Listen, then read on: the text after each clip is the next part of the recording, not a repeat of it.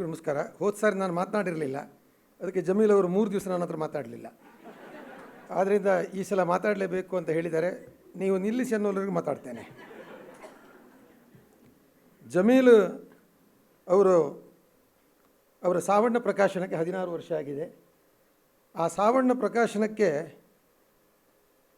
ಸಾವಣ್ಣ ಅಂತ ಹೆಸರಿಟ್ಟದ್ದು ಯಾರು ಅಂತ ಜಮೀಲಿಗೆ ಕೇಳಿದೆ ನಾನು. ಸಾವಣ್ಣ ಅಂದರೆ ನಮ್ಮ ತಂದೆ. ಅವರ ಒರಿಜಿನಲ್ ಹೆಸರು ಶಾಹುಲ್ ಹಮೀದ್ ಅಂತ.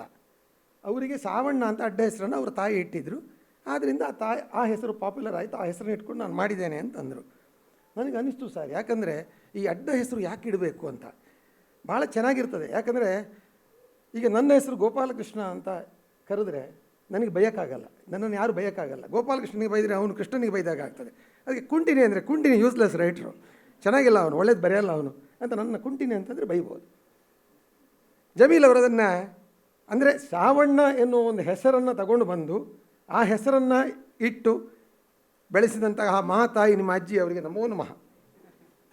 ಆಮೇಲೆ ಜಮೀಲ್ ಅವರು ತಮಿಳುನಾಡಿನಿಂದ ಅವರ ಸಾವಣ್ಣ ಅವರು ಕರ್ನಾಟಕಕ್ಕೆ ಬರ್ತಾರೆ. ಕರ್ನಾಟಕದಲ್ಲಿ ಅವರು ಮಕ್ಕಳನ್ನು ಸಾಕ್ತಾ ಈ ಜಮೀಲ್ ಸಣ್ಣ ಹುಡುಗನ ಕರ್ಕೊಂಡು ಹೋಗಿ ಶಾಲೆಗೆ ಸೇರಿಸ್ತಾರೆ. ಸೇರಿಸುವಾಗ ಮೇಷ್ಟ್ರು ಹೇಳ್ತಾರಂತೆ, ನೀವು ತಮಿಳು ಆಡು ಮಾತು ಮನೆ ಮಾತು ನಿಮಗೆ ಕಷ್ಟ ಆಗ್ತದೆ, ನೀವು ಹಿಂದಿ ತಗೊಳ್ಳಿ ಹುಡುಗ ಅಂತ.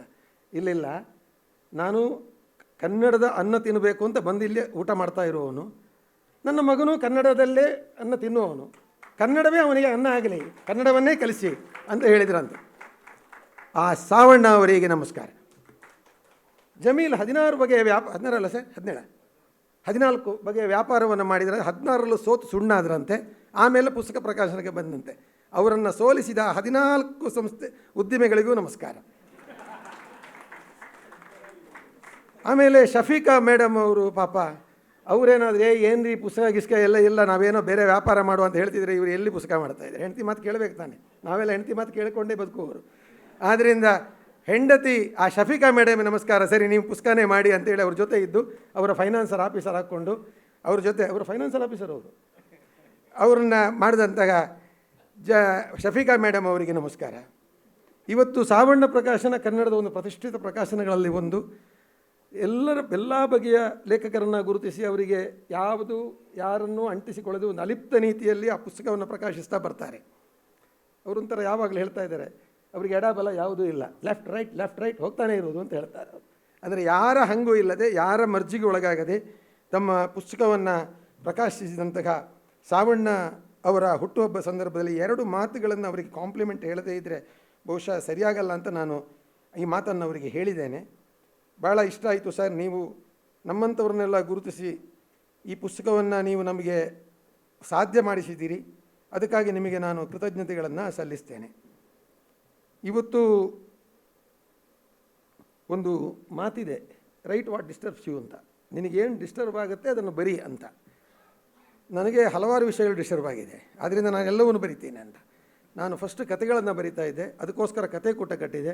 ಕತೆಕೂಟದಲ್ಲಿ 50-60 ಜನ ಸದಸ್ಯರು ಸೇರಿಕೊಂಡು ಕತೆಗಳನ್ನು ಮಾಡಿ ಕತೆಗಳನ್ನು ಬರೀತಾ ಅನೇಕರ ಕತೆಗಳನ್ನು ಜಮೀಲ್ ಪ್ರಕಟಿಸಿದರು, ಪುಸ್ತಕ ಬಂತು. ಈ ಥರ ಇದ್ದಾಗ ನಾನು ನಿಧಾನವಾಗಿ ಜಿಯೋಪೊಲಿಟಿಕಲ್ ಕಡೆಗೆ ಸರಿಲಿಕ್ಕೆ ಶುರು ಮಾಡಿದೆ. ನನಗೆ ಭಾಳ ಇಷ್ಟ, ನಾನದು ಭಾಳ ವರ್ಷ ಪತ್ರಕರ್ತನಾಗಿದ್ದರಿಂದ ಕೋಟ್ ಅನ್ಕೋಟ್ ಇನ್ವರ್ಟೆಡ್ ಕೋಮದಲ್ಲಿ ನನಗೆ ಆ ಜಿಯೋಪೊಲಿಟಿಕಲ್ ಆಸಕ್ತಿ ಆಯಿತು. ನಾನು ಒಂದು ಪುಸ್ತಕ ಅದರ ಕಡೆಗೆ ಹೆಚ್ಚು ವಾಲ್ತಾ ಇದ್ದೇನೆ. ಈ ಸಂದರ್ಭದಲ್ಲಿ ನನ್ನನ್ನು ಅತ್ಯಂತ ಹೆಚ್ಚು ಡಿಸ್ಟರ್ಬ್ ಮಾಡಿದವರು ವ್ಯಾಸರು. ಅಂದರೆ ನಾನು ಸಂಸ್ಕೃತ ಕಲ್ತವನಲ್ಲ, ಥ್ಯಾಂಕ್ಸ್. ಸಂಸ್ಕೃತ ಕಲ್ತಿದ್ರೆ ನಾನೊಬ್ಬ ಸಂಸ್ಕೃತ ಪಂಡಿತನಾಗಿ ಬಾಕಿ ಆಗ್ತಿದ್ದೇನೋ ಅಂತ ಅನ್ನಿಸ್ತು. ನಾನು ಸಂಸ್ಕೃತದ ಗಂಧಗಾಳಿ ಗೊತ್ತಿಲ್ಲ. ಆದರೆ ನಮ್ಮ ಹಿರಿಯರೊಬ್ಬರ ಮನೆಯಲ್ಲಿ ಒಂದು ಸಂಸ್ಕೃತದ ಮೂಲದಲ್ಲಿ ಬರೆದಂಥ ಒಂದು ಮಹಾಭಾರತ ಹಳೆ ಪುಸ್ತಕ ಸಿಕ್ತು. ಆ ಪುಸ್ತಕವನ್ನು ನಾನು ತಗೊಂಡು ಬಂದೆ. ಅದರಲ್ಲಿ ಸಂಸ್ಕೃತದ ಶ್ಲೋಕಗಳು ಮತ್ತು ಅದರ ಕನ್ನಡ ಅನುವಾದ ಇದೆ. ವ್ಯಾಸ ಉವಾಚ, ವ್ಯಾಸರು ಹೇಳಿದರು, ಕೃಷ್ಣ ಉವಾಚ, ಕೃಷ್ಣನು ಹೇಳಿದನು ಅಂತ ಇದೆ. ನಾನು ಅದನ್ನು ಇಟ್ಟುಕೊಂಡು 1 ವರ್ಷ ಅದನ್ನು ಎಲ್ಲ ಭಾಳ ಓದಿದ ಮೇಲೆ ನನಗೆ ಭಾಳ ಇಷ್ಟ ಆಯಿತು. ಈಗ ಈ ವ್ಯಾಸರ ಪುಸ್ತಕವನ್ನು ವ್ಯಾಸರ ಕುರಿತು ಬರಿಬೇಕು ಅಂತ ನಾನು ಯೋಚನೆ ಮಾಡ್ತಾ ಇದ್ದೆ. ಒಂದು ಸಾರಿ ನಾನು ಮತ್ತು ಈ ಪುಸ್ತಕವನ್ನು ಓದಿದ ಯಾವುದೋ ಒಂದು ಹೊಸ ಪುಸ್ತಕವನ್ನು ಓದಿ ಅದರ ಒಂದು ಹ್ಯಾಂಗ್ ಓವರ್ ಇರುತ್ತಲ್ಲ, ಈ ಹ್ಯಾಂಗ್ ಓವರ್ನ ಸಂದರ್ಭದಲ್ಲಿ ಜೋಗಿ ನಮ್ಮ ಮನೆಗೆ ಬಂದಿದ್ದ. ನಾನು ಮತ್ತು ಜೋಗಿ ಉಡುಪಿಗೆ ಹೋಗೋದಿತ್ತು. ಹೋಗುವಾಗ ನಾವು ಕಾರಲ್ಲಿ ಜೊತೆಯಲ್ಲಿ ಹೋಗ್ತಿದ್ದಾಗ ನಾನು ಜೋಗಿಗಳಿಗೆ, ನೋಡ ನಾನೊಂದು ಹೊಸ ಕಥೆಯನ್ನು ಓದಿದ್ದೇನೆ ಮಹಾಭಾರತದಲ್ಲಿ, ನನಗೆ ಭಾಳ ಇಷ್ಟ ಆಯ್ತು, ನಿನಗೆ ಹೇಳಲ್ಲ ಅಂತ ಹೇಳು ಅಂತಂದ. ನಾನು ಅವನಿಗೆ ಒಂದು ಕಥೆಯನ್ನು ಹೇಳಿದೆ. ಉಪ್ಪಿನಂಗಡಿಯಿಂದ ಉಡುಪಿಗೆ 110 + 52 160 ಕಿಲೋಮೀಟ್ರ್, 160 ಕಿಲೋಮೀಟ್ರ್ಗಳ ದೂರಕ್ಕೂ ಒಂದು ಕಥೆಯನ್ನು ಹೇಳ್ತಾ ಇದ್ದಾಗ ಜಮೀಲ್ ಫೋನ್ ಬಂತು ಅವರಿಗೆ. ಸರ್ ಏನು ಮಾಡ್ತಿದ್ದೀರಾ, ಎಲ್ಲಿದ್ದೀರಾ? ಅವರು ಮಾತಾಡ್ತಿದ್ರು, ಅವರ ಫ್ರೆಂಡ್ಸ್ ಅವರು.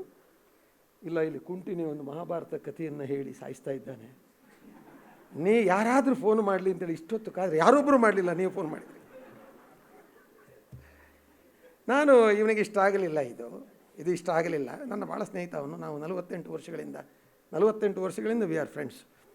ಇವನಿಗೆ ಇಷ್ಟ ಆಗಲಿಲ್ಲ ಅಂತ ನಾನು ಸರಿ ಇದು ಬಿಟ್ಟು ಇದೆಲ್ಲ ಮುಗಿದ್ರೆ ಒಂದು ದಿವಸ ಜಮೀಲ್ ಫೋನು, ಸರ್ ಅದೇನೋ ಮಹಾಭಾರತದೆಲ್ಲ ಏನೋ ನೋಟ್ಸ್ ಮಾಡ್ಕೊಂಡಿದ್ದೀರ, ಅದನ್ನು ಬುಕ್ ಮಾಡಿ ಅಂತ. ಅಂದರೆ ಜೋಗಿ ಹೋಗಿ ಅಲ್ಲಿ ಹೇಳಿದ್ದಾನೆ, ಅವನತ್ರ ಏನೋ ಒಂದು ಬರಿತಾನೆ ಅವನಿಗೆ ನೀವು ಹೇಳಿದರೆ ಒಂದು ಪುಸ್ತಕ ಕೊಡ್ತಾನೆ, ಬರೀಸಿ ಅವನ ಹತ್ರ ಅಂತ. ಒಂದು ಪುಸ್ತಕ ಬಂತು, ಮಹಾಭಾರತ ಪ್ರೇಮ ಮತ್ತು ಯುದ್ಧ ಅಂತ. ಅಂದರೆ ಮಹಾಭಾರತ ಪ್ರೇಮ ಪ್ರಸಂಗಗಳು, ಯಾರ್ಯಾರು ಏನೆಲ್ಲ ಪ್ರೇಮ ಪ್ರಸಂಗಗಳಲ್ಲಿ ಭಾಗಿಯಾಗಿದ್ದರು ಅಂತ ಜಮೀಲ್ ಸರ್ ಅದನ್ನು ಪ್ರಕಟಿಸಿದರು. ಆಮೇಲೆ 2ನೇ ಪುಸ್ತಕ ಕೃಷ್ಣನದ್ದು. ಕೃಷ್ಣ ನನಗೆ ಭಾಳ ಇಷ್ಟ ಆಯಿತು. ನನ್ನ ಹೆಸರು ಗೋಪಾಲಕೃಷ್ಣ, ಆದ್ದರಿಂದ ನನಗೆ ಕೃಷ್ಣನ ಪಾತ್ರ ಒಂದು ಇಷ್ಟ ಆಯಿತು. ಕೃಷ್ಣ ಮಹಾಭಾರತದಲ್ಲಿ ಅಂತ ನಾನು ನೋಡಬೇಕಾಗಿತ್ತು. ಅಂದರೆ ಹೋಲ್ ಕೃಷ್ಣ ಅಂದರೆ ಭಕ್ತಿ, ನವಿಲು, ಕೊಳಲುಗರಿ, ಕೃಷ್ಣ ಅಂತ ಹೆಣ್ಮಕ್ಳು ಸಿಕ್ಕಾಪಟ್ಟೆ ಕೃಷ್ಣನ ಬಗ್ಗೆ ಮಾತಾಡ್ತಾರೆ. ಅಯ್ಯೋ ಕೃಷ್ಣ ನನ್ನ ಆರಾಧ್ಯ ದೇವರು ಅವರು ಅಂತ.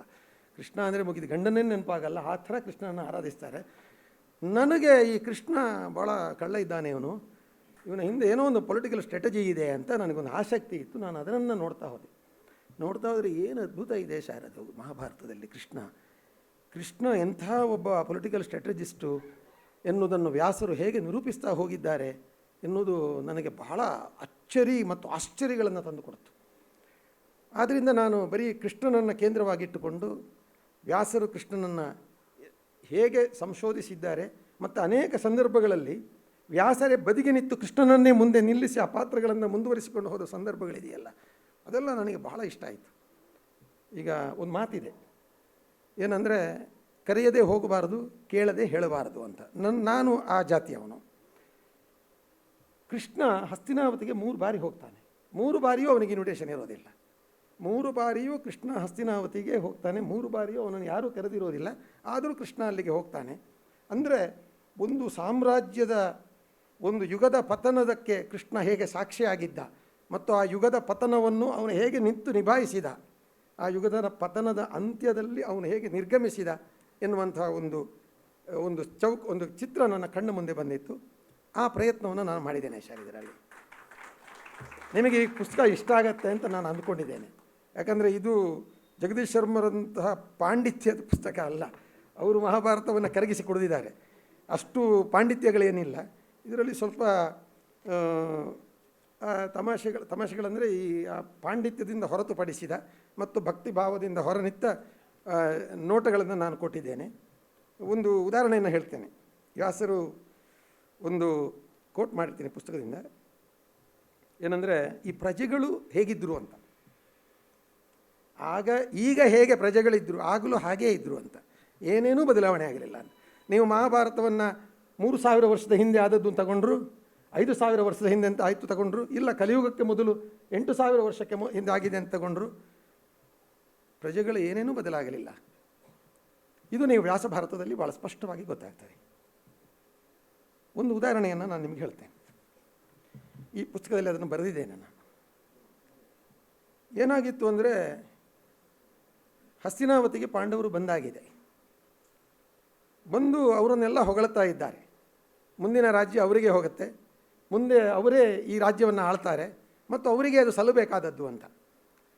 ಆಗ ದುರ್ಯೋಧನನಿಗೆ ತುಂಬ ತಲೆಬಿಸಿ ಆಗ್ತದೆ. ಇದು ಜನ ಪ್ರಜೆಗಳು ಪೂರ್ತಿ ಪಾಂಡವರ ಬಗ್ಗೆ ಮಾತಾಡ್ತಾ ಇದ್ದಾರೆ, ಹಾಗಾದರೆ ನನಗೆ ಅಧಿಕಾರ ಸಿಗುವುದಿಲ್ಲವಾ, ನನ್ನ ಕಷ್ಟ ಬಿತ್ತಲ್ಲ ಇದು ಅಂತ.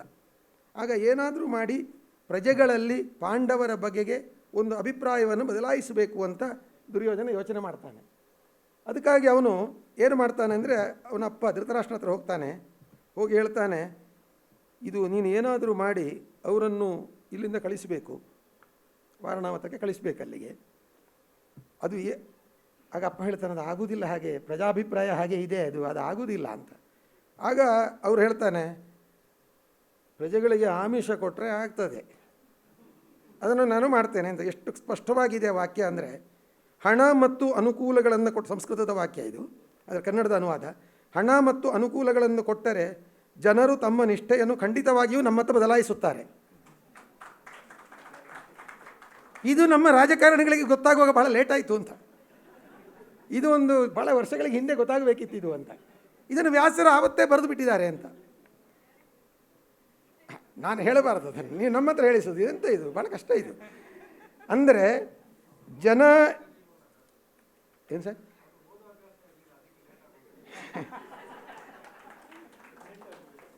ಮತ್ತು ಅರ್ಥಮಾನ ಪ್ರಧಾನಾಭ್ಯಾಂ ಸಂಜಹಾರ ಸಹಾನುಜಃ ಅಂತ ವ್ಯಾಸರು ಬರೆದರು ಅಂತ. ಆಮಿಷಕ್ಕೆ ಜನ ಬೀಳುತ್ತಾರೆ. ಯಾವಾಗ ಹಣ ಕೈಗೆ ಬರತೊಡಗಿತೋ ಜನ ತಿರುಗಿ ಬಿದ್ದರು. ಪಾಂಡವರಿಗೆ ರಾಜ್ಯ ಸಿಗಬೇಕು, ಅವರು ಧರ್ಮ ಕೋವಿದರು ಎನ್ನುತ್ತಿದ್ದ ಜನರು ತಮ್ಮ ವರಾತವನ್ನು ಬದಲಿಸಿದರು. ಪರವಾಗಿಲ್ಲ, ಜನ ಅವನು ಇರಬೇಕು ಅಂತ ಏನಿಲ್ಲ, ಅವರು ಹೋಗೋದಾದರೆ ಹೋಗಲಿ ಅಂತ ಹೇಳಿಕ್ಕೆ ಶುರು ಮಾಡಿದರು ಅಂತ. ಅಂದರೆ ಪ್ರಜೆಗಳು ಆ ಕಾಲದಲ್ಲಿ ಹೇಗಿದ್ದರು ಈ ಕಾಲದಲ್ಲೇ ಇದ್ದರು ಅಂತ. ಇನ್ನೊಂದು ಸಂದರ್ಭವೂ ಇದೆ ಪ್ರಜೆಗಳದ್ದು. ಏನಂದರೆ, ಗಾಂಧಾರಿ ಸರ್ವನಾಶ ಆಗಿದೆ. ಕುರುಕ್ಷೇತ್ರಕ್ಕೆ ಗಾಂಧಾರಿ ಬರ್ತಾಳೆ. ಗುರುರಾಜ್ ಕರ್ಜೆಯವರು ಸರ್ ಅದನ್ನೆಲ್ಲ ಗೊತ್ತಿದೆ, ಇದು ನಾನು ಪುನಃ ರಿಪೀಟ್ ಮಾಡ್ತಾ ಇದ್ದೇನೆ ಅಷ್ಟೇ. ಬರ್ತಿದ್ದಾಗ ಆ ದೃಶ್ಯ ಒಂದು ಯುಗದ ಪತನದಂತಿತ್ತು ಅಂತ ವ್ಯಾಸರು ಬರೀತಾರೆ. ಯುಗದ ಪತನದ ದೃಶ್ಯ ಅದು, ಗಾಂಧಾರಿ ಬರೋದು. ಗಾಂಧಾರಿ ಬಂದಾಗ ಅಲ್ಲಿ ಗಾಂಧಾರಿ ಬಂದಿದ್ದಾಳೆ ಅಂತ ಗೊತ್ತಿದೆ. ಅವಳನ್ನು ಭೇಟಿ ಮಾಡಬೇಕು ಅಂತ ಇವರು ಬಂದಿರ್ತಾರೆ, ಪಾಂಡವರು ಬಂದಿರ್ತಾರೆ ಕುರುಕ್ಷೇತ್ರದ ರಣಭೂಮಿಗೆ. ಬರುವಾಗ ಪಾಂಡವರು ಧೃತರಾಷ್ಟ್ರನನ್ನು ಭೇಟಿ ಮಾಡುವುದಕ್ಕೆ ಗಂಗಾ ನದಿ ತಟದಲ್ಲಿ ಬರ್ತಾ ಇದ್ದಾಗ ಅಲ್ಲಿ ಹೆಣ್ಮಕ್ಕಳು ಸಿಗ್ತಾರೆ ಅವರಿಗೆ, ಪ್ರಜೆಗಳು, ಹಸ್ತಿನಾವತಿಯ ಪ್ರಜೆಗಳು ಹೆಣ್ಣುಮಕ್ಕಳು. ಅವರು ಧೃತರಾಷ್ಟ್ರನಿಗೆ ಮುತ್ತಿಗೆ ಹಾಕ್ತಾರೆ. ಮುತ್ತಿಗೆ ಹಾಕಿ ಒಂದು ಮಾತು ಕೇಳ್ತಾರೆ, ಎಲ್ಲಿ ಹೋಯಿತು ನಿನ್ನ ಅಧರ್ಮಜ್ಞತೆ? ಬಾಂಧವರನ್ನೇ ಕೊಂದ ನಿನ್ನ ದಯೆ ಅಹಿಂಸೆ ಎಲ್ಲಿ ಹೋದವು? ಭೀಷ್ಮ ದ್ರೋಣರಂಥರವರನ್ನೇ ಕೊಂದ ನಿನ್ನ ಮನಸ್ಸು ಈಗ ಹೇಗಿದೆ? ಚೆನ್ನಾಗಿದೆಯಾ? ನೀನು ಕೂಲಾದಿಯಾ? ಈಗ ಸಮಾಧಾನ ಆಯ್ತಾ ನಿನಗೆ? ಅಭಿಮನ್ಯು ಸಹಿತ ನಿನ್ನ ಮಕ್ಕಳನ್ನೇ ಇನ್ನು ನೋಡಲಾಗದ ನೀನು ಈ ರಾಜ್ಯವನ್ನು ಇಟ್ಟುಕೊಂಡು ಏನು ಮಾಡುವೆ? ಪ್ರಜೆಗಳು ಕೇಳಿದ ಪ್ರಶ್ನೆ. ಪ್ರಜೆಗಳು ಇದನ್ನು ಪ್ರಶ್ನೆ ಕೇಳಿದರು ಅಂತ. ಯಾರು ಕೇಳಿದರು ಅಂದರೆ, ಇಡೀ ಸಾಮ್ರಾಜ್ಯ ನಾಶ ಆಗಿದ್ದಾಗ ಆ ಸಾಮ್ರಾಜ್ಯ ಸಂತ್ರಸ್ತ ಪ್ರಜೆಗಳು ಕೇಳಿದರು, ನೊಂದ ಪ್ರಜೆಗಳು ಕೇಳಿದರು, ಯಾವತ್ತೂ ವಿನಾಶವನ್ನು ಬಯಸದ ಪ್ರಜೆಗಳು ಕೇಳಿದರು. ಇವತ್ತು ನಾವು ಕೇಳಬಹುದಾದ ಪ್ರಶ್ನೆಯನ್ನು ಅವತ್ತು ಅವರು ಕೇಳಿದರು ಅಂತ. ಮೂರನೇದು, ನೀವು ಚಪ್ಪಾಳೆ ಹೊಡಿತೀರಿ ಅಂದ್ಕೊಂಡೆ, ಪರವಾಗಿಲ್ಲ, ನಾನಂತ ಹೇಳೋದು ಹೇಳ್ತೇನೆ. ಮೂರನೇ ಸಂದರ್ಭ ಏನಂದರೆ, ಒಂದು ಕೊನೆಯ ಸಂದರ್ಭ ಇದು. ಧೃತರಾಷ್ಟ್ರ ಕಾಡಿಗೆ ಹೋಗ್ತಾನೆ. ಗಾಂಧಾರಿ, ಧೃತರಾಷ್ಟ್ರ, ಕುಂತಿ ಎಲ್ಲರೂ ತಾವು ಕಾಡಿಗೆ ಹೋಗಬೇಕು ಅಂತ ತೀರ್ಮಾನ ಮಾಡಿದ ಒಂದು ಸಂದರ್ಭದಲ್ಲಿ ಧೃತರಾಷ್ಟ್ರ ಅರಮನೆಯಿಂದ ಹೊರಗೆ ಬಂದು ಒಂದು ಪ್ರಜಾ ಸಮಾವೇಶವನ್ನು ಏರ್ಪಡಿಸ್ತಾನೆ. ಆ ಸಮಾವೇಶದಲ್ಲಿ ಅವನು ಹೇಳ್ತಾನೆ, ನಾನು ಹೋಗ್ತೇನೆ, ನನಗೆ ಸಾಕು ಈ ಸಾಮ್ರಾಜ್ಯ ಸಾಕು, ನಾನು ಹೋಗ್ತೇನೆ ಅಂತ ಹೇಳುವಾಗ ಪ್ರಜೆಗಳು ತಬ್ಬಿಬ್ಬಾಗಿ ಹೋಗ್ತಾರೆ. ಅವ್ರಿಗೆ ಗೊತ್ತೇ ಇರಲಿಲ್ಲ ಧೃತರಾಷ್ಟ್ರ ಈ ನಿರ್ಧಾರ ಕೈಗೊಂಡಿದ್ದಾನೆ ಅಂತ. ಆಗ ಒಬ್ಬ ಸಾಂಬ ಎನ್ನುವ ಒಬ್ಬ ಕಾಮನ್ ಮ್ಯಾನ್ ಅವನು ಆ ಸಭೆಯಲ್ಲಿ ಎದ್ದು ನಿಂತು ಹೇಳ್ತಾನೆ, ನಿಜವನ್ನೇ ಹೇಳುತ್ತೇನೆ ರಾಜನೇ, ಸಂಸ್ಕೃತದಲ್ಲಿರುವ ಸಾಲಿದು, ನಿಜವನ್ನೇ ಹೇಳುತ್ತೇನೆ ರಾಜನೇ, ನಿನ್ನ ಈ ವಂಶದಲ್ಲಿ ಪ್ರಜೆಗಳಿಗೆ ಅಪ್ರಿಯನಾದ ರಾಜನೇ ಇರಲಿಲ್ಲ. ನಾವು ಏನು ತಿಳ್ಕೊಳ್ತೀವಿ, ಭಾಳ ಕೆಟ್ಟವನು ದುರ್ಯೋಧನ, ಕೌರವರು ಬಹಳ ಕೆಟ್ಟವರು ಅಂತ ನಾವು ಅಂದ್ಕೊಂಡಿರ್ತೇವೆ. ಆದರೆ ಪ್ರಜೆಗಳು ಹೇಳ್ತಾರೆ, ನೀವೆಲ್ಲ ನಮ್ಮನ್ನು ತಂದೆಯಂತೆ ಸೋದರರಂತೆ ಪಾಲಿಸಿದ್ದೀರಿ. ದುರ್ಯೋಧನ ಕೂಡ ಪ್ರಜೆಗಳಿಗೆ ಏನೊಂದು ಅಯುಕ್ತವಾದುದನ್ನು ಮಾಡಲಿಲ್ಲ. ವ್ಯಾಸರು ಬರೆಯೋದು ಒಂದು ಕಡೆ, ವ್ಯಾಸರು ಇಡೀ ಮಹಾಭಾರತದ ಪ್ರತಿಯೊಂದು ಪಾತ್ರವನ್ನು ಮುನ್ನಡೆಸ್ತಾ ಹೋಗುವ ವ್ಯಾಸರು ಒಂದು ಹಂತದಲ್ಲಿ ದುರ್ಯೋಧನ ಪರವಾಗಿ ನಿಂತು ಮಾತನಾಡ್ತಾರೆ ಮಹಾಭಾರತದಲ್ಲಿ. ಪ್ರಜೆಗಳು ಹೇಳ್ತಾ, ಪ್ರಜೆಗಳಿಗೆ ಏನೊಂದು ಅಯುಕ್ತವಾದುದನ್ನು ಅವನು ಮಾಡಲಿಲ್ಲ. ಶಂತನು ಚಿತ್ರಾಂಗದ ಪಾಂಡು ಅವರಂತೆ ರಾಜ ದುರ್ಯೋಧನ ಕೂಡ ನಮ್ಮನ್ನು ಚೆನ್ನಾಗಿ ಪರಿಪಾಲಿಸುತ್ತಿದ್ದ. ನಿನ್ನ ಮಗ ನಮ್ಮ ವಿಷಯದಲ್ಲಿ ಸ್ವಲ್ಪವೂ ತೊಂದರೆ ಮಾಡಲಿಲ್ಲ. ನೀನು ಆಳುತ್ತಿರುವಾಗ ನಾವು ನಿತ್ಯ ಸುಖಿಯಾಗಿಯೇ ಇದ್ದೆವು. ನಿನ್ನ ಮಗನಲ್ಲಿ ನಾವು ಅನ್ಯಾಯವನ್ನು ಏನೂ ಕಾಣಲಿಲ್ಲ. ಎಂತ ಗ್ರೇಟ್! ಅಂದರೆ ಅರಮನೆಯಲ್ಲಿ ಏನು ನ್ಯಾಯ ನಿರ್ಣಯ ಆಗಿತ್ತು, ತೀರ್ಪಾಗಿತ್ತು, ಪ್ರಜೆಗಳ ತೀರ್ಪು ಬೇರೆಯೇ ಇತ್ತು ಅಂತ, ಪ್ರಜೆಗಳದ್ದು ಬೇರೆಯೇ ತೀರ್ಪಿತ್ತು ಅಂತ. ನಾನು ಈ ಪುಸ್ತಕವನ್ನು ಬರೆಯುವಾಗ ನಾನು what disturbs me right what disturb you ಅಂತ, ನಿನಗೇನು ಡಿಸ್ಟರ್ಬ್ ಮಾಡ್ತದೆ ಅದನ್ನು ಬರಿ ಅಂತ ಏನು ಹೇಳಿದ್ದಾರೆ ಹಿಂದಿನವರು. ನನಗೆ ಅನಿಸಿದ್ದು ಇದು, ಈ ನಮಗೆ ಏನು ಡಿಸ್ಟರ್ಬ್ ಆಗಿದೆ ಅದನ್ನು ಬರಿಬೇಕು. ಆ ದೃಷ್ಟಿಯಿಂದ ನಾನು ಇದನ್ನು ಬರೆದಿದ್ದೇನೆ. ಒಂದು ಕತೆ ಇರಲಿ, ಒಂದು ಲೇಖನ ಇರಲಿ, ಅದು ಒಂದು ಪುಸ್ತಕ ಇರಲಿ, ಅದು ಏನು ಅಂದರೆ ಅದು ಒಂದು stories travel even people can't ಅಂತ ಒಂದು ಮಾತಿದೆ. ನಾವು ಹೋಗೋದಲ್ಲಿಗೆ ಕತೆಗಳು ಹೋಗ್ತವೆ ಅಂತ, ನಾವು ಹೋಗದ ಜಾಗಗಳಿಗೆ ಬರಹಗಳು ಹೋಗ್ತವೆ. ಅಂದರೆ ನಾವು ಇಲ್ಲಿ ಕೂತಿದ್ದೇವೆ, ನಮ್ಮ ಬರಹಗಳು ಪಾಕಿಸ್ತಾನ ಬಾರ್ಡರ್ ದಾಟಿ ಹೋಗ್ತದೆ. ಎಲ್ಲಿ ಹೋಗಬಾರದು, ಎಲ್ಲಿ ಸೆಕ್ಯೂರಿಟಿದೆ ಅಲ್ಲಿ ಹೋಗ್ತದೆ, ಎಲ್ಲಿ Z+ ಸೆಕ್ಯೂರಿಟಿ ಅದರ ಜೊತೆನೂ ಹೋಗ್ತದೆ ಕತೆಗಳು. ಅಂದರೆ ನಮ್ಮ ಬರಹಗಳು ಆ ಥರ ಇನ್ನೊಂದು ಕಡೆಗೆ ರೀಚ್ ಆಗ್ತದೆ ಎನ್ನುವ ಒಂದು ದೃಷ್ಟಿ ಇದೆ. ಆ ದೃಷ್ಟಿಯಿಂದ ನಮ್ಮ ಬರಹಗಳನ್ನು ನಾವು ಬರಿಬೇಕು ಎನ್ನುವುದು ಭಾಳ ಮುಖ್ಯ. ಆ ದೃಷ್ಟಿಯಲ್ಲಿ ನಾನು ಈ ಪುಸ್ತಕವನ್ನು ಬರೆದಿದ್ದೇನೆ. ನಿಮಗೆ ಇಷ್ಟ ಆಗ್ತದೆ ಅಂತ ನಾನು ಅಂದ್ಕೊಂಡಿದ್ದೇನೆ. ದಯವಿಟ್ಟು ಈ ಬಾರಿ ಆದರೂ ಒಂದು ಟಾಪ್ 10 ತನ್ನಿಯಪ್ಪ, ತಗೊಳ್ಳಿ ಪುಸ್ತಕವನ್ನು. ಪ್ರತಿ ಬಾರಿ ನೋಡಿದರೆ ಟಾಪ್ 10 ಈ ಗಜಾನನ ಶರ್ಮರು, ಈ ಜಗದೀಶ್ ಶರ್ಮರು ಇಂಥವರೇ ಆಗೋಯ್ತು. ಹೌದು, ಇವರು ದೊಡ್ಡೇಗೌಡರು ಭಾಷಣದಲ್ಲಿ ಹೇಳ್ತಾರೆ ಕುಂಟಿನವರು ಅದ್ಭುತ ರೈಟರು ಅಂತ. ಆದರೆ ಎಲ್ಲೂ ನಮ್ಮ ಪುಸ್ತಕ ಅಂತೂ ಎಲ್ಲೂ ಟಾಪ್ 10 ಯಾರು ತರಿಯಪ್ಪ ಅಂತ ನಾನು ಹೇಳ್ತೀನಿ. ಭಾಳ ಇಷ್ಟ ಆಯಿತು, ಒಳ್ಳೆಯ ಪುಸ್ತಕವನ್ನು ಮಾಡಿದ್ದೀರಿ ಸರ್, ಭಾಳ ಥ್ಯಾಂಕ್ ಯು ಜಮೀಲ್ ಸರ್. ಅವರು ನೀವು ಅಲ್ದಿದ್ರಿ ಪುಸ್ತಕನೇ ಬರಿತಿರಲಿಲ್ಲ ಸರ್, ನಾನು ಬರೆಯೋ ಸಾಧ್ಯನೇ ಇರಲಿಲ್ಲ. ನಮ್ಮ ಡಿಸ್ಟರ್ಬ್ ಆದ ನಮ್ಮೊಳಗೆ ಇರ್ತಿತ್ತು. ಇವತ್ತು ಈ ಪುಸ್ತಕ ಬಿಡುಗಡೆಗೆ ಬಂದಂಥ ಮಹಾ ಮೇಧಾವಿಗಳು ಅವ್ರ ಬಗ್ಗೆ ಒಂದು 2 ಮಾತನ್ನು ಹೇಳಿ ನಾನು ನನ್ನ ಮಾತನ್ನು ಮುಗಿಸ್ತೇನೆ. ಗುರುರಾಜ ಕರ್ಜಗಿ ಸರ್, ನಾನು ಬಹಳ ವರ್ಷಗಳಿಂದ ನಿಮ್ಮ ಟಾಕ್ಗಳನ್ನು ಕೇಳಿದವನು. ಯೂಟ್ಯೂಬ್ ಬಂದ ನಂತರ ಒಂದೇ ಒಂದು ಬಿಡಲಿಲ್ಲ. ನಮ್ಮ ಮನೆಯವರಂತೂ ನಿಮ್ಮ ಏನು ಪಕ್ಕಾ ಫ್ಯಾನ್ ಆಗಿ ಹೋಗಿದ್ದಾರೆ. ನನ್ನ ಮನೆಯವರು ಮಕ್ಕಳು ಇವರು ಶಂಕರಾಚಾರ್ಯರ ಮೇಲೆ ಒಂದು ಉಪನ್ಯಾಸ ಮಾಡಿದರು. ಅದರಲ್ಲಿ ಇಡೀ ಶಂಕರಾಚಾರ್ಯರ ಒಂದು ಏನು ಜೀವನ ಚರಿತ್ರೆ ಇತ್ತು ಅದರ ಒಂದು ಹೊಸ ನೋಟವನ್ನು ಕೊಟ್ಟಿದ್ದಾರೆ. ಅವರು ಸಿರೀಸ್ ಉಪನ್ಯಾಸಗಳು ಬಂದವು. ನಾವು ನಿಮ್ಮ ಭಾಳ ಫ್ಯಾನು. ನೀವು ಬರ್ತೀರಿ ಅಂದಾಗ ಒಂದು ಸಣ್ಣ ಆತಂಕ ಮುಜುಗರ ಆಯಿತು. ಆದರೆ ನೀವು ಭಾಳ ಚೆನ್ನಾಗಿದೆಪ್ಪ ಪುಸ್ತಕ ಅಂತ ಹೇಳಿದ ಮೇಲೆ ಒಂದು ಧೈರ್ಯ ಬಂತು ಸರ್. ಹಾಗೆ ಇವತ್ತು ಕನ್ನಡ ಪುಸ್ತಕಗಳು ಅನ್ನು ಯಾರು ಕೊಳ್ತಾರೆ, ಯಾರು ಓದ್ತಾರೆ ಎನ್ನುವ ಪ್ರಶ್ನೆ. ಮೊನ್ನೆ ನಾನು ಒಂದು ಯುನೆಸ್ಕೋದ ರಿಪೋರ್ಟನ್ನು ಗೂಗಲಲ್ಲಿ ನೋಡಿದೆ. ಏನಂದರೆ ದಿನಕ್ಕೆ 6,000 ಪುಸ್ತಕಗಳು ಪ್ರಕಟ ಆಗ್ತದೆ ಜಗತ್ತಲ್ಲಿ ಅಂತ. ಅಂದರೆ 15 ಕೋಟಿ 20 ಕೋಟಿ 25 ಕೋಟಿ ಪುಸ್ತಕಗಳು ಪ್ರತಿನಿತ್ಯ ಬರುತ್ತದೆ ಅಂತ ಒಂದು ರಿಪೋರ್ಟನ್ನು ನೋಡಿದೆ ನಾನು. ಆ ರಿಪೋರ್ಟನ್ನು ನೋಡಿದ ಮೇಲೆ ನನಗೆ ಭಾಳ ಆಶ್ಚರ್ಯ ಆಯಿತು. ಅಷ್ಟು ಪುಸ್ತಕ ಬರ್ತದೆ ಅಂದರೆ ಯಾರು ಓದ್ತಾರೆ ಅಂದರೆ ಜನ ಇದ್ದಾರೆ, ರೀಡರ್ ಇದ್ದಾರೆ, ಅದಕ್ಕೆ ಬರೀತಾರೆ. ನೀವು ಒಳ್ಳೆಯದನ್ನು ಕೊಡಿ, ಜನ ಓದ್ತಾರೆ ಅಂತ. ನಿನ್ನೆ ಮೂಕನಹಳ್ಳಿ ಅವರು ಭಾಳ ಚೆನ್ನಾಗಿ ಹೇಳಿದರು ಆ ವಿಚಾರವನ್ನು. ಅವರು ಪದೇ ನಾನು ಸ್ವಲ್ಪ ಹಾರ್ಷಾಗಿ ಹೇಳಿದ್ನ ಅಂತ ಹೇಳಿದರು. ಎಲ್ಲ ಅವ್ರು ಕರೆಕ್ಟಾಗಿ ಹೇಳಿದ್ದಾರೆ. ಅವರು ನಿನ್ನೆ ಒಳ್ಳೆಯದನ್ನು ಕೊಡಿ, ಜನ ಓದ್ತಾರೆ. ಅದು ಹಾಗೆ ತಾನೆ, ಒಳ್ಳೆ ಫುಡ್ ಕೊಟ್ಟರೆ ಜನ ತಿಂತಾರೆ, ಆ ರೆಸ್ಟೋರೆಂಟಿಗೆ ಜನ ಬರ್ತಾರೆ. ಹಾಗೆ ಒಳ್ಳೆಯದನ್ನು ಕೊಟ್ಟರೆ ಜನ ಓದ್ತಾರೆ ಅಂತ ಹೇಳಿದರು. ಆ ಮಟ್ಟಿಗೆ ಇವತ್ತು ಕನ್ನಡದಲ್ಲಿ ಒಳ್ಳೆಯ ಪುಸ್ತಕಗಳನ್ನು ಕೊಡುವಂಥ ಒಂದು ಪರಂಪರೆಯನ್ನು ದೊಡ್ಡೇಗೌಡರಂಥವರು, ಅಂಕಿತ ಪ್ರಕಾಶ್ರಂಥವರು, ಜಮೀಲ್ ಅಂಥವರು ಆರಂಭಿಸಿದ್ದಾರೆ. ಅತ್ಯುತ್ತಮವಾದ ಪುಸ್ತಕಗಳನ್ನು ಕೊಟ್ಟಿದ್ದಾರೆ. ಅಂದರೆ ಅರ್ಥ ನನ್ನೂ ಚೆನ್ನಾಗಿದೆ, ಒಳ್ಳೆಯ ಪುಸ್ತಕ ಅಂತೇಳಿ. ಈ ದೃಷ್ಟಿಯಿಂದ ಈ ಪುಸ್ತಕಗಳಿಗೆ ಒಳ್ಳೆಯ ಓದುಗರು ಇದ್ದಾರೆ ಅಂತ ಅಂದ್ಕೊಳ್ತೀನಿ. ಈ ಥರ ಹಾಲ್ ಫುಲ್ಲಾಗೋಕ್ಕೆ ಸಾಧ್ಯನೇ ಇಲ್ಲ. ಇವತ್ತು ಗುರುರಾಜ ಕರ್ಜಗಿ ಸರ್ ಅವರು ಇಲ್ಲಿಗೆ ಬಂದಿದ್ದಾರೆ. ಸರ್, ನೀವು ಕೊಟ್ರಸ್ವಾಮಿ ಸರ್ ಅವರು ನಿಮ್ಮ ಜೊತೆ ಜಮೀಲ್ ಅವರು ನೀವು ಊಟ ಮಾಡ್ತಾ ಮಾತಾಡಿದ ವಿಚಾರವನ್ನು ನನಗೆ ಹೇಳಿದರು. ಭಾಳ ಇಷ್ಟ ಆಯಿತು, ನಿಮ್ಮ ನೋಟಗಳು ಭಾಳ ಇಷ್ಟ ಆದವು ನನಗೆ. ಅದನ್ನು ಜಮೀಲ್ ಅವರು ನಿಮ್ಮ ಜೊತೆ ಭೇಟಿ ಮಾಡಿ ಬಂದಾಗ ಏನಕ್ಕೂ ಕಾಲ್ ಮಾಡಿದ್ದಿಲ್ಲ, ಜಸ್ಟ್ ಅವ್ರ ಜೊತೆ ಬಂದೆ ಅಷ್ಟೇ. ನಾನು ಅವ್ರು ಎದುರು ಕೂತು ಮಾತಾಡಿದ್ವಿ ಅಂತ ಅಂದರೆ 1-1.5 ತಾಸು ಮಾತಾಡಿದ್ವಿ ಅಂತ. ಥ್ಯಾಂಕ್ ಯು ಸರ್ ನೀವು ಬಂದಾಗ. ಹಾಗೆ ಹರೀಶ್ ಕುಮಾರ್ ಸರ್ ನನ್ನ ಭಾಳ ಸ್ನೇಹಿತರು ಅಂದರೆ ನನಗೆ ಅವರ ಮೇಲೆ ಒಂದು ಕರಡಿ ಪ್ರೀತಿ. ಅದು ಏನು ಅಂತ ಗೊತ್ತಿಲ್ಲ. ಅವರು ಅಸಿಸ್ಟೆಂಟ್ ಕಮಿಷನರಾಗಿ ನಮ್ಮ ಊರಿಗೆ ಬಂದಿದ್ರು. ನಾವಾಗ ಪತ್ರಕರ್ತರಿದ್ದೆವು. ಹಾಂ, ಇಲ್ಲ ಸರ್, ಅದು ಕುರುಡು ಪ್ರೀತಿ ಅಲ್ಲ, ಕರಡಿ ಪ್ರೀತಿನೇ ಅದು. ನಾವು ಪತ್ರಕರ್ತರಾಗಿ ಹೊಸ ಆಫೀಸರ್ ಬಂದಾಗ ನಾವು ಅವರಿಗೆ ಒಂದು ಕಿಣುಕಬೇಕು ಅಂದರೆ ತುಳುವಲ್ಲಿ ಕಿಣುಕುದು ಅಂತ ಹೇಳ್ತಾರೆ, ಚಿವುಟಬೇಕು ಅಂತ. ಅವ್ರ ಹತ್ರ ಹೋಗಿದ್ದಾಗ ನಾವು ಪರಿಚಯ ಮಾಡ್ಕೊಂಡಾಗ ಅವರು ನನಗೆ ಗೋಪಾಲಕೃಷ್ಣ ಕೊಂಟಿನಿ ಅಲ್ವಾ, ಹೌದು, ನೀವು ಕತೆ ಬರೀತೀರಲ್ರ ಅಂತಂದರು. ಹೌದು, ನಿಮ್ಮ ಇಂಥ ಒಂದು ಕಥೆಯ ಹೆಸರನ್ನೇ ಹೇಳಿದರು ಅವರು. ನಾನು ಕಾಲೇಜಿಗೆ ಹೋಗ್ತಿದ್ದಾಗ ನಿಮ್ಮ ಕಥೆಯನ್ನು ಉದಯವಾಣಿಯಲ್ಲಿ ಓದಿದ್ದೆ ಅಂತ. ನನಗೊಬ್ಬರು ಅಧಿಕಾರಿ ಫ್ಯಾನ್ ಸಿಕ್ಕಿದ್ರು ಅಂತ ನಾನು ಅವರನ್ನು ಚೆನ್ನಾಗಿ ಇಟ್ಕೊಂಡೆ. ಆಮೇಲೆ ನೋಡಿದರೆ ಅವರು ಒಂದು ಅದ್ಭುತವಾದ ಕೆಲಸವನ್ನು ಸ್ಟಾರ್ಟ್ ಮಾಡಿದರು. ನಮ್ಮ ಊರಲ್ಲಿ ದಕ್ಷಿಣ ಕನ್ನಡ ಜಿಲ್ಲೆಯಲ್ಲಿ ನಿಮಗೆ ಗೊತ್ತಿದೆ ಒಬ್ಬ ಆಫೀಸರ್ಗೆ ಎಷ್ಟು ಕಷ್ಟ ಇದೆ ಅಲ್ಲಿ ಕೆಲಸ ಮಾಡೋದಕ್ಕೆ ಅಂತ. ಅದೆಲ್ಲವನ್ನು ಮೀರಿ ಎಲ್ಲೂ ಪ್ರಚಾರವನ್ನು ಬಯಸ್ತಿಲ್ಲ, ಇದನ್ನೆಲ್ಲ ಯಾರು ಪೇಪರಲ್ಲಿ ಹಾಕೋಕೆ ಹೋಗಬೇಡಿ ಅಂತ. ಮಂಗಳೂರು ಕಾರ್ಪೊರೇಷನ್ ಕಮಿಷನರ್ ಆಗಿದ್ದರು ಅವರು. ಅಲ್ಲೊಂದು ಸರ್ಕಲ್ ಇದೆ, PVS ಸರ್ಕಲ್ ಅಂತ, ಅಲ್ಲೊಂದು ಬಿಲ್ಡಿಂಗು ಯಾರಿಗೂ ಡಿಮಾಲಿಷ್ ಮಾಡಲಿಕ್ಕೆ ಆಗಲಿಲ್ಲ, ಅವರು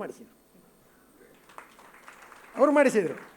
ಆಮೇಲೆ ಪುನಃ ಹೇಳೋದು ಪೇಪರಲ್ಲಿ ಹಾಕೋಕೆ ಹೋಗಬೇಡಿ ಅಂತ. ಆಮೇಲೆ ಕೋವಿಡ್ ಬಂದಾಗ ಉತ್ತರ ಕನ್ನಡದ DC ಆಗಿದ್ದರು. ಅವ್ರು ಆಗ ಏನು ಮಾಡಿದ್ದಾರೆ ಅಂತ ನನಗೆ ಚೆನ್ನಾಗಿ ಗೊತ್ತಿದೆ. ಭಾಳ ಅದ್ಭುತವಾದ ಮನುಷ್ಯ ಇವರು. ಈ ಅಧಿಕಾರಿ ಮದುವೆ ನಮ್ಮ ಊರಲ್ಲಿದ್ದಾಗ ಮದುವೆ ಫಿಕ್ಸ್ ಆಯಿತು ಅವರಿಗೆ. ಅವರು ನಮಗೆ ಮದುವೆ ಇನ್ವಿಟೇಷನ್ ಕೊಡಬೇಕು ತಾನೆ. ಮದುವೆ ಇನ್ವಿಟೇಷನ್ ಕೊಟ್ಟರು ನಮಗೆ. ಏನಿತ್ತು ಗೊತ್ತಾ ಮದುವೆ ಇನ್ವಿಟೇಷನಲ್ಲಿ? ನಾನು ಇಂಥವಳೊಂದು ಮದುವೆ ಆಗ್ತಿದ್ದೇನೆ, ನೀವು ಎಲ್ಲಿದ್ದೀರೋ ಅಲ್ಲಿದ್ದು ಶುಭ ಹಾರೈಸಿ ಅಂತ.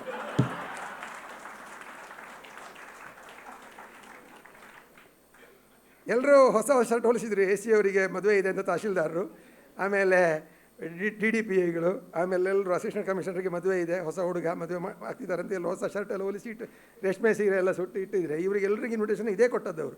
ಕೊನೆಗೆ ನೋಡಿದ್ರೆ ನಮ್ಮ MLA ಕೇಳಿದ್ರು, ಎಂಕ್ಲ ಅಂಚನೆ ತಿಕ್ಕನೆ ಅಂತ ಹೇಳಿದರು. MLAಗೂ ಅದೇ ಇನ್ವಿಟೇಷನ್, ನೀವು ಎಲ್ಲಿದ್ದೀರಿ ಅಲ್ಲಿಂದ ಶುಭ ಹಾರೈಸಿ ಅಂತ. ಆದ್ದರಿಂದ ನೀನು ಹೇಳಿದ್ರಲ್ಲ, ನಾವು ಕರಡಿ ಪ್ರೀತಿ ಅಂದರೆ ಈ ಕಾರಣಕ್ಕೆ ನನಗೆ ಅವ್ರು ಭಾಳ ಇಷ್ಟ ಆದರು.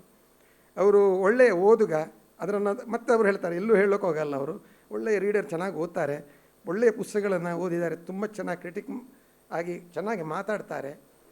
ಅವರು ಇವತ್ತು ಯಾವ ಮೂಡಲ್ಲಿದ್ದಾರೆ ಗೊತ್ತಿಲ್ಲ ನನಗೆ, ಯಾಕಂದರೆ ಅವರು ಗ್ರೇಟರ್ ಬೆಂಗಳೂರಿನ ಫೈನಾನ್ಸ್ ಆಫೀಸರ್ ಅವರು. ಅವರಿಗೆ ಇನ್ನೀಗ ಎಷ್ಟು ಕಡತಗಳು ಸಹಿಗೆ ಬಾಕಿ ಇದೆ ಗೊತ್ತಿಲ್ಲ. ನಾವು ಕೇಳಿದಾಗ ಪ್ರೀತಿಯಿಂದ ಬಂದಿದ್ದಾರೆ. ಆದ್ದರಿಂದ ನನಗೆ ಭಾಳ ಇಷ್ಟ ಆಯಿತು ನೀವೆಲ್ಲ ಬಂದಿದ್ದು. ಈ ಪುಸ್ತಕವನ್ನು ಇವತ್ತು ಅನಾವರಣ ಮಾಡೋದಕ್ಕೆ ಸೋಮೇಶ್ವರ ಸರ್ ಅಂತವರ ಎದುರು ಈ ಪುಸ್ತಕ ಬಂದಿದೆ ಅಂದರೆ ಧನ್ಯೋಸ್ಮಿ ಸರ್. ಯಾಕಂದರೆ ನಮಗೆ ಯಾರು ಕರೀತಾರೆ, ನಮ್ಮ ಉಪ್ಪಿನಂಗಡಿ ಹಳ್ಳಿಯಲ್ಲಿ ಹೋಗಿದ್ರು, ಒಬ್ಬನು ಹೂವನ್ನು ಮಾರುವನು ಒಂದು ದಿವಸ ಕರೆದ, ಕುಂಟಿನವರ ಇಲ್ಲಿ ಬನ್ನಿ ಅಂತ, ತಟ್ಟಂತ ಹೇಳಿಯಲ್ಲಿ ನಿಮ್ಮ ಪುಸ್ತಕ ಕೊಟ್ಟರು, ನಾನು ನೋಡಿದೆ ಅಂತ ಅಂದ. ನಾನೇ ನೋಡಿರಲಿಲ್ಲ, ಅವ್ರು ಹೇಳ್ತಾರೆ. ಅದರ ಖುಷಿ ಸಂತೋಷ ಆಗುತ್ತೆ. ಆಗ ನಮ್ಮದು ಅದೇ ನಮ್ಮ stories travel beyond our imagination ಏನಾಗುತ್ತೆ ಅಂದರೆ ಸೋಮೇಶ್ವರ ಸರ್ ಹತ್ರ ಅವರ ನಮ್ಮ ಇಮ್ಯಾಜಿನೇಷನ್ ಹೋಗುತ್ತೆ, ನನ್ನ ಪುಸ್ತಕವನ್ನು ಅವರು ಗುರುತಿಸಿದ್ದಾರೆ ಅಂತ. Thank you very much. ಇವತ್ತು ಚೆನ್ನಾಗಿ ಮಾತಾಡಿದ್ದೇನೆ ಅಂತ ಅಂದ್ಕೊಳ್ತೇನೆ, ಇಲ್ಲಾಂದರೆ ಮಾತಾಡೋಲ್ಲ. ಮತ್ತೆ ಇನ್ನೊಂದು ಸಾರಿ ಸಿಗೋಣ, ಹೊಸ ಪುಸ್ತಕದೊಂದಿಗೆ ಸಿಗೋಣ. ನಾನಂತೂ ಇನ್ನು ಮುಂದೆ ಜಮೀಲ್ ಅವರ ಸಾವಣ್ಣ ಪ್ರಕಾಶನದ ಎಲ್ಲ ಬರ್ತ್ಡೇಗೂ ನಾನು ಬೆಂಗಳೂರಲ್ಲಿ ಇರ್ತೀನಿ, ಇಲ್ಲಿಗೆ ಬಂದೇ ಬರ್ತೇನೆ, ಇಲ್ಲಿ ಪಾರ್ಟಿಸಿಪೇಟ್ ಮಾಡೇ ಮಾಡ್ತೇನೆ. ಈ ಸಂಪ್ರದಾಯವನ್ನು ನಾನು ಖಂಡಿತ ನಾನು ಇರುವಷ್ಟು ಕಾಲ ಪಾಲಿಸ್ತೇನೆ. ಎಲ್ರಿಗೂ ಒಳ್ಳೆಯದಾಗಲಿ. ಮತ್ತೆಲ್ಲರೂ ದಯವಿಟ್ಟು ಪುಸ್ತಕಗಳನ್ನು ಕೊಂಡು ಓದಿ. ಇದರಲ್ಲಿ ನನ್ನ ಇಮೇಲ್ ID ಇದೆ, ಆ IDಗೆ ನೀವು ಒಂದು ಮೇಲ್ ಮಾಡಿ, ಸಂತೋಷ ಆಗುತ್ತೆ. ಪ್ರತಿದಿನವೂ ನಾನು ನೋಡ್ತೇನೆ ಇಮೇಲ್ ಯಾರಾದ್ರು ಮಾಡಿದ್ದೀರಾ ಅಂತ.